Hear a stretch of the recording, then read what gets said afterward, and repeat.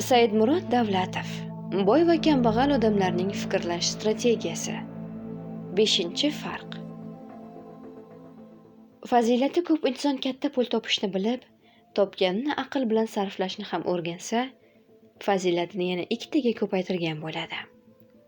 Servus. Kambag'al odamlar oldida to'siqni ko'rishadi. Boy odamlar esa imkoniyatni ko'rishadi. Nimanidir orzu qilganimizda yoki nimanidir maqsad qiladigan bo'lsak, oldimizda albatta to'siq turadi. Inson doim hali erishmagan narsalarni maqsad qiladi. Hali yetishmagan narsalarni orzu qiladi. Chunki agar bitta jigarrang kostyumingiz bo'lsa, yana bitta shunday kostyumni orzu qilmaysiz. To'siqlar har doim bo'ladi.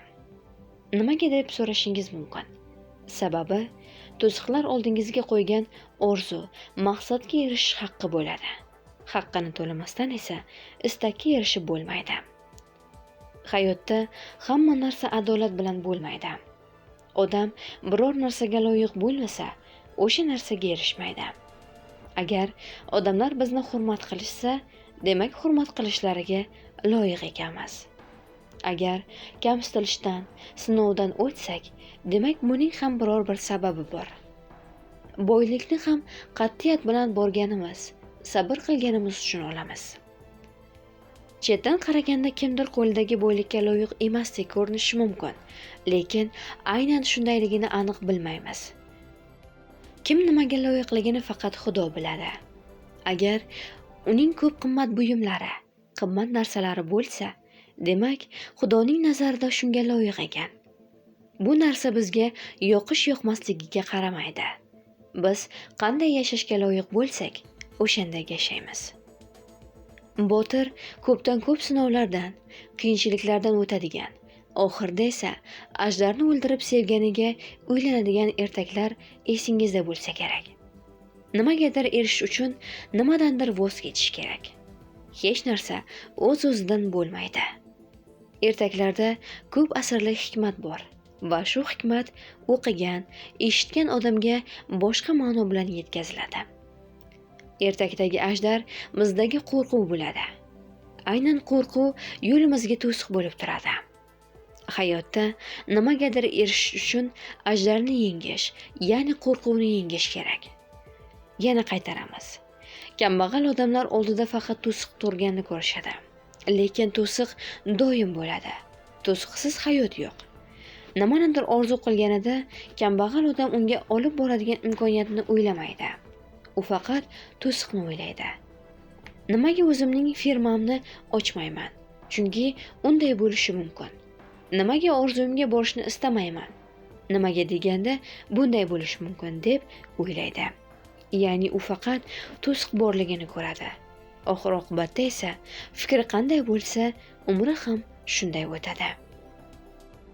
Boy odamlar imkoniyat tomondan qarab fikr qilishadi. Ya'ni ular muammoni ko'rganda yoki imkoniyati bo'lganda to'siq borligini o'ylashmaydi. To'siq borligi ularning xayoliga ham kelmaydi. Ular taxminan shunday o'ylashadi. Agar shu imkoniyatdan foydalansam, yaxshi natija olaman. Yoki agar shu muammoni hal qilsam, maqsadimga yetaman, deyishadi. Esingizdan chiqmasin. Muammo yoki qiyinchilik sizga zarar qilish uchun emas, sizga dars berish uchun keladi. Qiyinchilik ko'rib, katta dars olamiz. Boy odamlar shuni tushunishadi. Agar kambag'al odamga imkoniyatni gapirsangiz, u darrov to'siq borligini aytadi. Agar boy odamga to'siqni gapirsangiz, u to'siq orqasidagi imkoniyatni ko'radi. Hayotda qiyinchiligi ko'p bo'lsa ham yoki ko'p sinovlarga uchrasa ham boy odamlar mardlik bilan qiyinchiliklarning oldiga chiqishadi. Ulardan qochib ketishmaydi. Vaziyatni tahlil qilishadi. Yo'lini qidirishadi va o'zlariga o'zlari agar shu to'siqdan o'tsam, kechagidan ko'ra bir pog'ona balandga ko'tarilaman. Kuchliroq, aqlliroq bo'laman deyishadi. Shuning uchun boy odamlar qayerda va qanday vaziyatda bo'lsa ham imkoniyat qidirishadi. Imkoniyat topishga harakat qilishadi. To'siqlardan qo'rqishmaydi. Shuning uchun kambag'al odamlar hamma imkoniyatda to'siq ko'rishadi. Boy odamlar esa hamma qiyinchilikda imkoniyat ko'rishadi deyishadi. Bitta narsa esingizdan chiqmasin. Agar Xudo sizga nimanidir bermoqchi bo'lsa, o'sha narsani qiyinchilikka o'rab qo'ygan bo'ladi. Shu qiyinchilikdan o'tsangizgina Xudo nasib qilgan narsani olasiz. O'zidan o'zi hech narsa kelib qolmaydi. Maqsadga borayotganda yo'ldan qaytmaslik kerak. Qiyinchiliklarga, vaqtincha nimadir bo'layotganiga, ikkilanishlarga e'tibor bermang. Omadsizlik bilan yengilish qat'iyatga qarshi tura olmaydi. Butun insoniyat tarixi shu narsa haqiqat ekanini ko'rsatadi. Yo'lda vaqtincha qiyinchilik va omadsizlik bo'lishi tabiiy. Qiyinchilik hammada bo'ladi. Masalan, agar daraxtga chiqsangiz, yiqilib tushishingiz mumkin. Shunga o'xshab, biznesda ham omad ham, omadsizlik ham bo'ladi. Omaddan bankrotlikkacha bir qadam. Shuning uchun ba'zi odamlar biznes bilan shug'ullanmoqchi bo'lib, qarzdor bo'lib qolishadi. Daraxtga chiqqanga o'xshab, qancha balandga chiqsangiz, yiqilib tushish xavfi shuncha ko'p bo'ladi. Lekin mevaning eng shirini ham daraxtning uchida bo'ladi. Hayotda ham shunday. Qat'iyat yengadi, qiyinchiliklardan, to'siqlardan o'tishga yordam beradi. Hammaning hayotida nimadir olgisi kelganida puli yo'q bo'lgan hollar bo'lgan. Masalan, uy olmoqchi bo'ldingiz, lekin pulingiz yo'q. Lekin shu narsani juda qattiq xohlaganingiz uchun qandaydir bo'lib pul topildi. Kredit oldingiz yoki qarindoshlaringiz yordam berishgan. Esingizdan chiqmasin. Aniq nimaga kerakligini bilsangizgina qo'lingizga pul keladi. Lekin qancha kerak bo'lsa shuncha olasiz va qachon kerak bo'lsa o'shancha olasiz. Shu sirni tushunib, esingizda saqlab qoling. Trening qatnashchisi bilan bo'lgan voqea. Qarindoshim Baxit bozorda idish sotadi.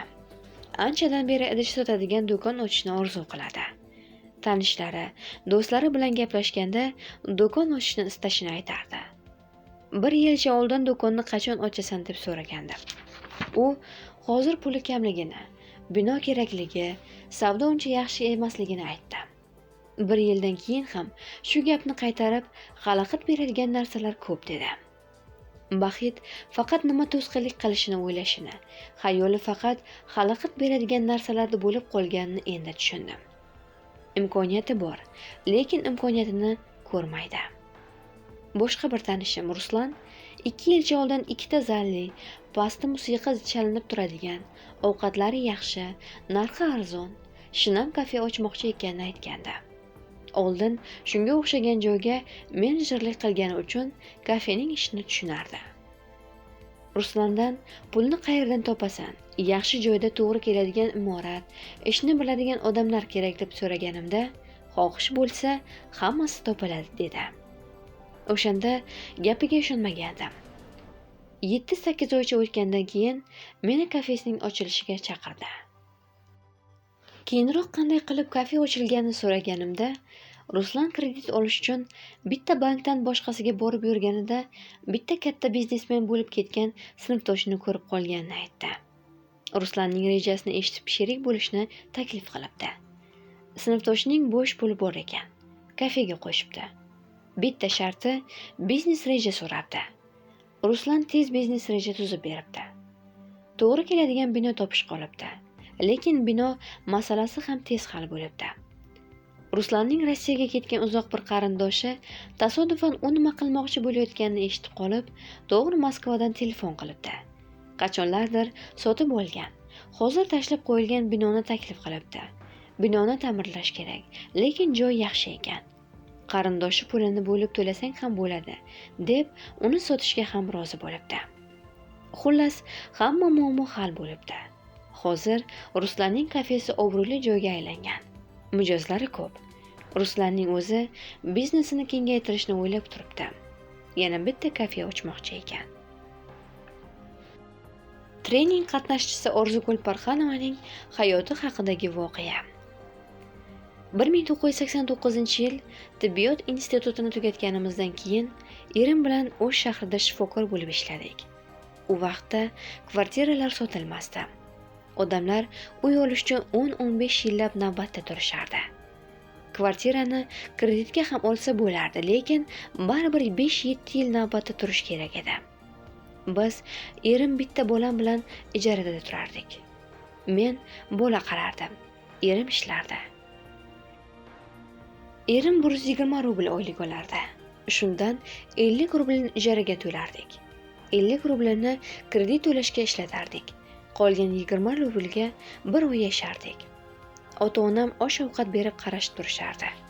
O'shandayoq o'zimning uyim bo'lishini juda xohlagandim. Lekin bu muammoni tez hal qilishning iloji yo'q edi. Shunday bo'lsa ham erimga shahar ijro qo'miga borib, biror tanish topib navbatimizni oldinga surdirishni so'rardim. Erim buning iloji yo'qligini aytardi, lekin men xafa qilmaslik uchun ijro qo'miga borib turardim. Bir kuni erim yosh mutaxassislarga kvartira taqsimlanayotgani ustidan chiqib qoldi.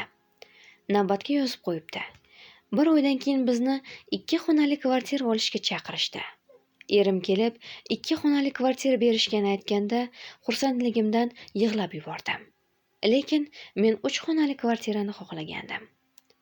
Ertasi kuni erim yana gaplashib kelish uchun ijro qo'miga borsa, kimdir puli yetmagani uchun 3 xonali kvartirasini olmayotgan ekan. O'shanda biz o'sha odam bilan kvartiralarimizni almashtirdik. Erim shu xabarni aytganda xursand bo'lib o'zimni qayerga qo'yishni bilmay qoldim. Lekin birinchi vznosiga 5000 rubl to'lash kerak. Bizning esa 1 tiyin ham ortiqcha pulimiz yo'q edi. Shunda erim qo'ldan kelganini qilganini, qayerdan pul topish mumkinligini bilmasligini aytdi. Men esa kvartira bo'lsa pul ham topiladi dedim. Ertasi kuni ota-onamning oldiga ketdim. Erim esa o'zining ota-onasi oldiga borib, bittadan bo'lsa ham sigir sotib yordam berishlarini so'radik. Natijada men 1000 rubl olib keldim. Erim 1000 rubl olib keldi. Opalarim 1000 rubl yig'ib berishdi. Kvartiraning pulini bir haftada berishimiz kerak edi. Shuncha harakat qilsak ham qolgan 2000 rublni topishning iloji bo'lmadi. Pul to'laydigan vaqt to'laydigan kuni erimning oldiga kelgan bemorlarning bittasi undan nimaga buncha g'amginsiz deb so'rabdi.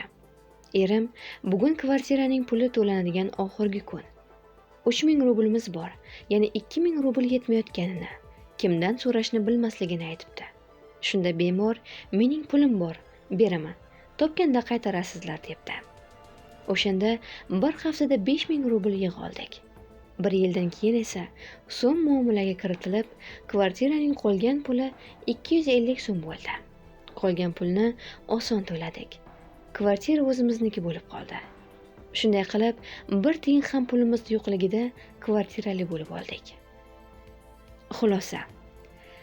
Fikringizni o'zgartiring. To'siqlar har doim bo'lishini, lekin ulardan o'tish kerakligini, chunki muvaffaqiyatga erishish haqqi to'siqdan o'tish ekanini bilib oling. Hamma fikringizni imkoniyatga qarating. Imkoniyat doim bo'ladi.